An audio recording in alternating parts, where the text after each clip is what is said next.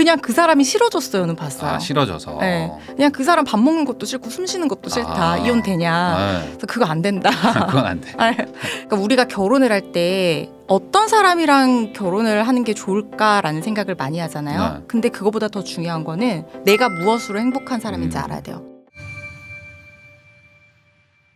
법률사무소 뉴웨이브의 허주연 변호사님과 이야기를 나누고 있는데요. 지금까지는 좀 이혼 이야기를 좀 해봤는데 사실 제일 좋은 거는 이제 이혼을 하지 않을 사람하고 결혼하는 게 가장 좋은 거 아니겠습니까? 그렇죠. 그래서 이제 결혼을 잘하는 게 좋은데 그러려면 이제 가장 좋은 거는 소고법 아니겠어요? 피하는 게 좋은 거 아닙니까? 이런 사람들만 피해도 그러니까 그 최악만 피해도 평탄은 하는 건데 그 최악의 어떤 케이스들을 좀 설명을 해주시면 좋을 것 같아요.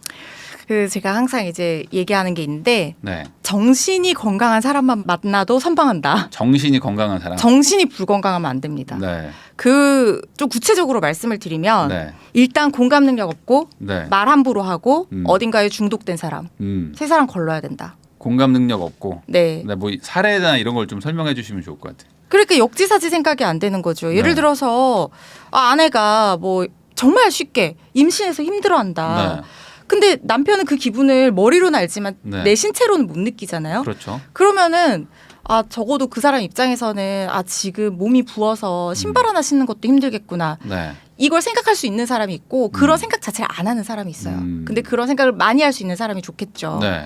그리고 공감이 조금 떨어져도 말을 예쁘게 하는 사람이면 이게 잘 모르겠지만 그래 힘들겠다. 네. 뭐 구체적으로 남자들은 구체적으로 표현 못해요. 여자들 중에서도 그런 분들 네. 계신데 그래 네 뭐 지금 야근하고 와서 배고프겠네. 이런 말 한마디라도 조금 이렇게 네. 구체적이진 아니라도 예쁘게 말해주면 네.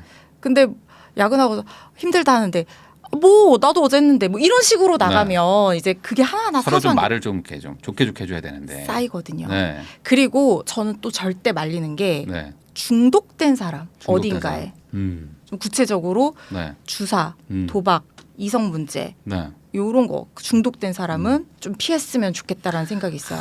맞아요. 중독이라는 게요. 요즘에 또 마약도 추가. 어. 네, 있습니다. 마약도 있어요? 있습니다. 마약이 그래요? 정말 많이 생활로 스며들고 그래요? 있어요. 그래서 정말 위험한데 아무튼 어딘가에 그게 뭐 설사 좋은 거라고 하더라도요. 네. 너무 강하게 중독이 되어 있다는 거는 성향 자체가 갈등 상황이 생겼을 때 어딘가에 의존해야 되는 사람이에요. 지금 말씀하신 게 나쁜 거 말고 좋은 거에 너무 중독돼 있는 것도 그런 거예요?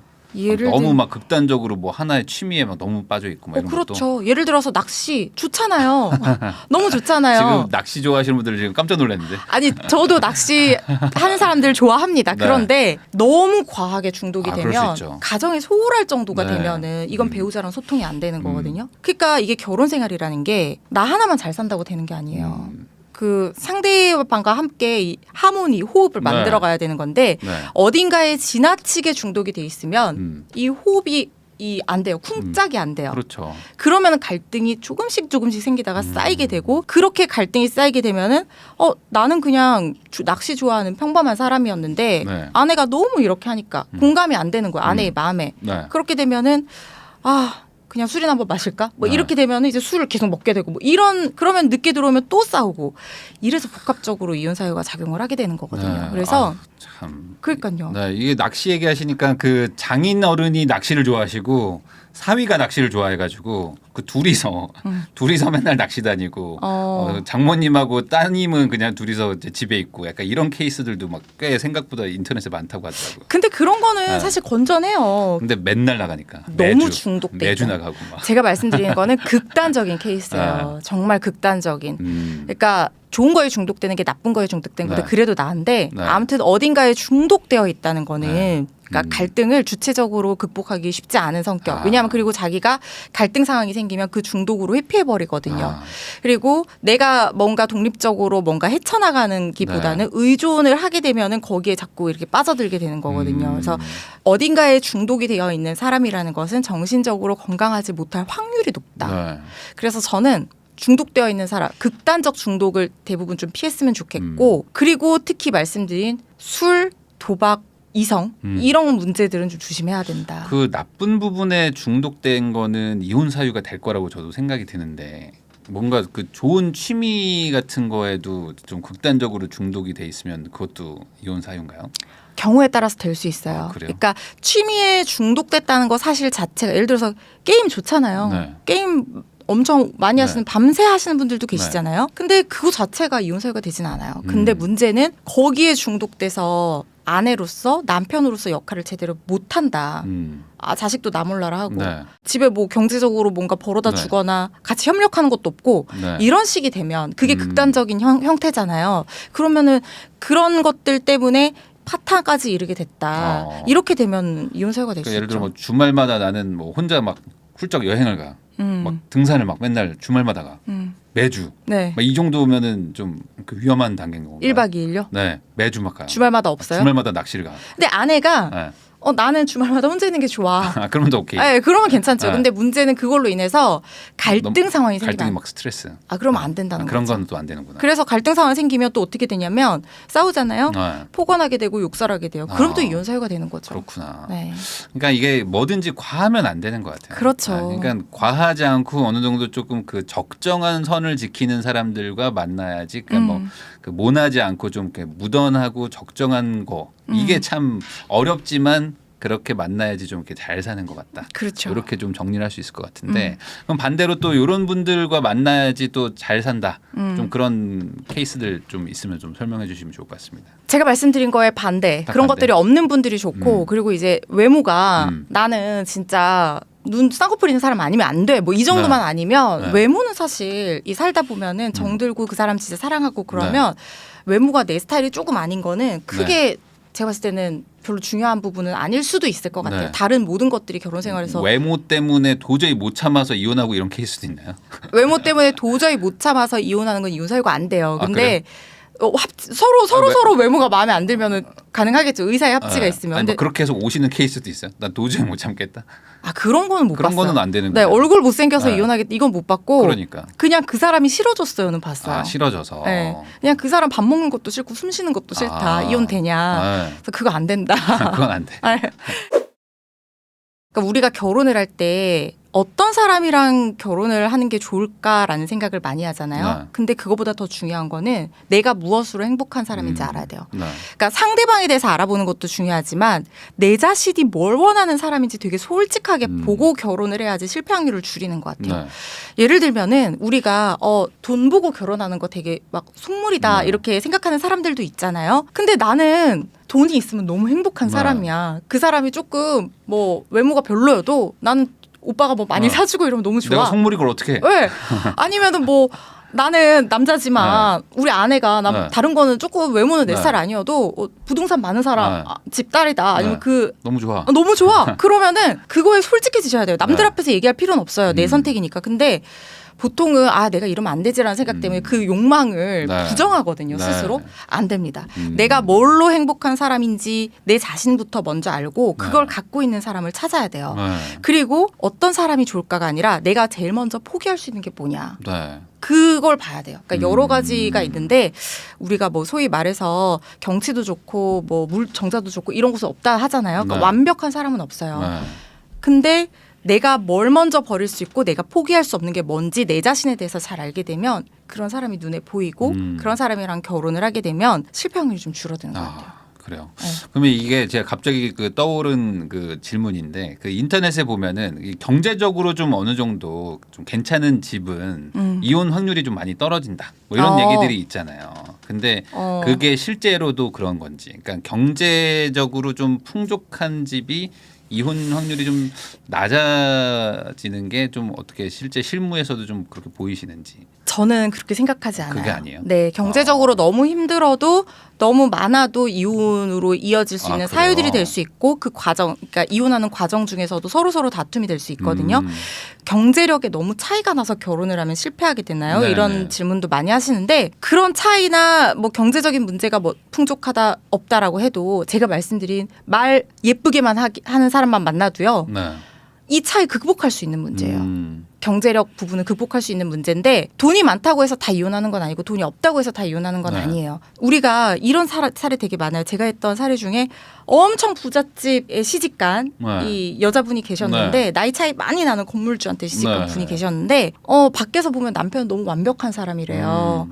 돈도 많지, 건물 주니까 시간도 네. 많지, 네. 그리고 뭐 이렇게 외모도 괜찮고 네. 그냥 약간 나이 차이 많이 나는 것 빼고는 너무 완벽한 사람이고 좋은 아빠, 좋은 남편 같은데 자기는 이혼을 하고 싶대요. 네. 왜냐하면 부부 내면에서 이 네. 너무나 자기에 관심이 없고 그리고 이렇게 모임 같은 데 가서 외도하고 네. 뭐 이런 문제들이 자기한테 그러니까 밖에서 얘기할 수 없는 그러니까 부잣집에 시집 간다고 해서 경제력이 좋다? 그 사람한테 경제력은 중요한 문제였지만 도저히 극복할 수 없는 문제들이 생기는 네. 거고 결혼하기 전에는 그걸 잘 몰랐던 거예요. 네. 그래서 이거는 경제력 때문에 이혼율이 뭐 늘어난다. 네. 뭐 이거는 저는 성립할 수 없는 공식 같아요. 아, 그래요? 그럼 네. 하나 또 궁금한 게 생겼습니다. 저희한테 막 오는 사연 중에 하나가 경제력이 많이 차이 나는 그 집안. 집안하고 이렇게 결혼했을 때 어떤 그 힘듦과 미래에 나중에 그 이혼이나 이런 것들이 좀 걱정된다 하는 분들도 많았거든요. 이 격차가 좀 많이 날 때. 이런 것들 때문에도 실제로 실무에서도 막 이렇게 이혼까지 오게 되는 경우들이 생기는지. 전형적인 그 드라마 있잖아요. 그런 드라마 네. 같은 사례들보다 더한 케이스들도 아, 있죠. 그래요? 그러니까 예를 들어서 남편 집안이 돈이 엄청 많은데 여자분은 되게 뭐 남편이랑 사랑해서 결혼했는데 집안에서 반대를 했다. 우리 그렇죠. 집안이랑 반대를 어울리지 않는다. 무릅쓰고 막 네, 결혼하는 밀어붙여서 결혼을 했다. 그럼 남편이 진짜 역할을 잘해줘야 돼요. 근데 이게 사람이 살다 보면 네. 사람이 한계가 있거든요. 네. 그 고부 갈등 이런 것들 사소한 고부 갈등이라든가 그리고 이제 집안 분위기 차이 같은 것도 날 수 있잖아요. 네. 그게 꼭 비단 경제력 문제 때문에 차이가 나는 건 아니지만 네. 비슷한 상황에서도 어차피 다른 각자의 다른 환경에 살아온 사람들이 결혼을 했을 때 극복하기가 쉽지 않은데 네. 경제적인 부분까지 차이가 나서 아예 뭐 전혀 이 생활 습관이나 이런 게 달라져 버리면 그런 것들은 이혼 사유로 작용을 할 수는 있죠. 하지만 제가 말한 것처럼 공감 능력, 말 예쁘게 하고 어디에 중독되어 있지 않지 정신이 건강한 사람이잖아요. 네. 극복을 한 사람들이 있어요. 아, 있어요. 네. 네. 그게 그러면 반드시 그런 건 아니에요. 아, 그러니까 그 무조건 그 조건 차이 이런 거보다도 이제 아까 말한 그 극복할 수 있는 극복력이 더 중요하다. 회복 탄력성. 회복 탄력. 그게 정말 중요합니다. 네. 그 부분을 더 좀 더 중요시 봐야 된다. 네. 결국에 그 사람이 어떻게 대응을 하고 그리고 어떻게 이제 이 관계를 이어가느냐가 그렇죠. 더 중요한 거잖아요. 그렇죠. 그 조건과 상황이 더 중요한 건 아니고. 그리고 네. 뭐 이혼하는 사람이 아니고 이건 제 친구 얘기인데 네. 제 친구는 그냥 평범한 집에서 나고 네. 자란 평범한 아이예요. 그냥 온화한 가정에. 근데 엄청 부잣집이 시집을 갔어요. 네. 걱정했죠. 그런 네. 것 때문에. 근데 아니 뭐 우리 상견례 자리하고 할 때 다 좋은 분 같지만 결혼하면 달라지는 케이스들 많거든요. 그런데 이 어머님이 그 어머님 평생 이제 강남 사모님으로 살아오신 분인데도 며느리한테 너무 잘하는 거예요. 네. 진짜 예뻐해 주시는 네, 거예요. 네. 잘 사는 케이스 있어요. 그래서 제가 봤을 때 경제력 차이가 갈등을 좀 더 증폭시키는 요소는 될 수 있지만 완전 절대적인 사유는 될 수 없다. 네. 단편적으로. 그런 생각이 들어요. 아, 그러니까 그러면 반대로 그거를 너무 신경 쓸 필요는 없다라고 생각을 하세요? 아니면 그래도 조금 고려는 좀 해야 된다? 고려를 해봐야 돼요. 고려는 고려는 해봐야 된다. 왜냐하면 증폭 사유는 될 수 있으니까. 증폭 사유가 되긴 됩니까? 그렇죠. 아. 그러니까 차이가 나. 그래서 아. 내가 걱정이 돼. 아. 그런데 우리 남편이 어떤 사람이지? 물론 이거 다 해도 예상과는 다른 경우들이 네. 항상 많이 벌어지지만 그래도 우리 남편이 네. 이 정도로 배려하는 사람 같으면 네. 극도의 공감력을 가지고 있어 막. 이제- 그러면 할만해요? 그렇죠. 그러니까 아. 경제력 차이가 엄청 아. 나지만 아. 경제력이라는 거는 뭐 절대적인 기준이 네. 있는 게 아니니까 네, 네. 나보다 훨씬 네, 괜찮은 뭐 상황이지만 그래도 얘는 네. 뭐 따뜻한 가정에서 자랐다. 그리고 그 눈물이 많아. 막 아. 눈물이 많고 막. 눈물이 너무 많으면 안 돼요. 아, 그럼 또안 돼? 그러면 이제 헤쳐나갈 힘이 없을 수 아, 있어요. 너무 또 극단적으로 또 그러면 안 돼. 그렇죠. 네. 그러니까 이 항상 사람이 네. 안정적인 사람, 아. 정서적으로 네. 그런 게 되게 중요한 것 같고 되게 쉽지 않군요. 100% 안정적인 사람은 없어요. 네. 그럼 그 사람의 불안정한 부분을 내가 감당하고 채워줄 수 있는지 그래서 또 나에 대해서 잘 알아야 돼요. 네. 네. 그게 맞아요. 중요합니다. 맞아요. 그러니까 이게 사실 뭐 절대적인 건 없습니다. 이게 맞아요. 서로 내가 이제 저 사람이 부족한 부분을 내가 맞춰줄 수 있느냐 이런 것도 사실 중요한 거기 때문에 그렇죠. 그런 건 있잖아요. 이제 격차가 좀 나거나 아니면 뭐 경제력으로 많이 차이가 나는데 그럼에도 불구하고 막 밀어붙여가지고 막 억지로까지 결혼해서는 나중에 좀 상황이 안 좋아질 케이스가 좀 많아지겠죠.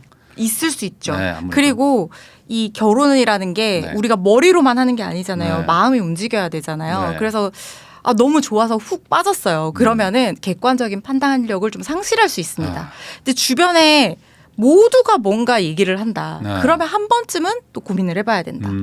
그렇죠. 그런 건 있을 주변 수 사람들이 뭔가 아니다라고 하면은 그렇죠. 아닌 거다. 그렇죠. 뭔가가. 그러니까 그걸 고민해봐야 된다. 네. 네.